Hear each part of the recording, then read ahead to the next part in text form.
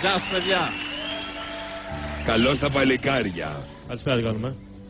Καλησπέρα σας. Χαίρομαι πάρα πολύ που επιτέλους έχουμε δύο ανθρώπους της τέχνης. Προφανώς θα μας παίξει το πιάνο. Μα είναι... Όχι, είναι εντυμένοι σαν να πηγαίνουν σε μια συναυλία. Χαίρομαι πάρα πολύ που ήρθατε. Τι θα μας παίξετε σήμερα? Πρώτα είναι το Godfather, μετά της Carmen. Α, Μπιζέ. Μάλιστα. Και μετά έχουμε επιλέξει το... Τα παιδιά του Πειραιά. Τα παιδιά του Πειραιά. Μπράβο σας. Πολύ ωραία. Άρα, όπως καταλάβατε, εσείς οι ακαλλιέργητοι, θα ακούσουμε ένα κομμάτι ακάτρεμα, γιατί έχουμε ένα πιάνο, θα μας παίξουν δύο κύριοι, οπότε προφανώς θα ακούσουμε ακάτρεμα. Συγγνώμη, αλλά δεν ταιριάζει με αυτό που θα πω. Είδε ο γύφτος στη γενιά του και αναγάλιασε η καρδιά του. Σε βλέπω σήμερα ενθουσιασμένη. Τέλεια. Και πραγματικά ανυπομονώ να σας ακούσω. Εγώ περισσότερο από όλους. Ευχαριστούμε πάρα πολύ, να είστε καλά. Αρχίζουμε.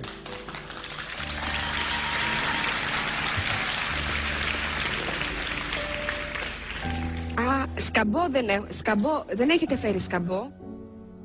Χωρίς σκαμπό. Στα όρθια. Σκαμπό.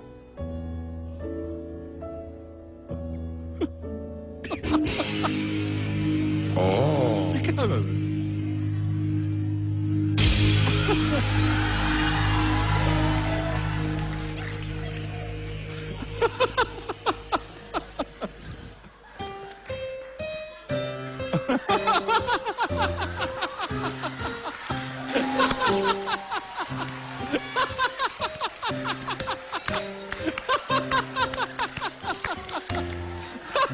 Του φύγε του αριστερού λίγο.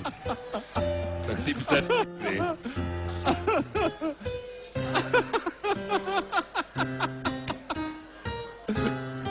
Ευγενία, δεν σε πήγε σήμερα. Ναι.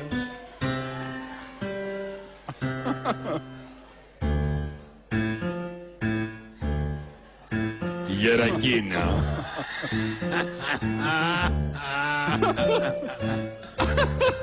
Χορεύετε.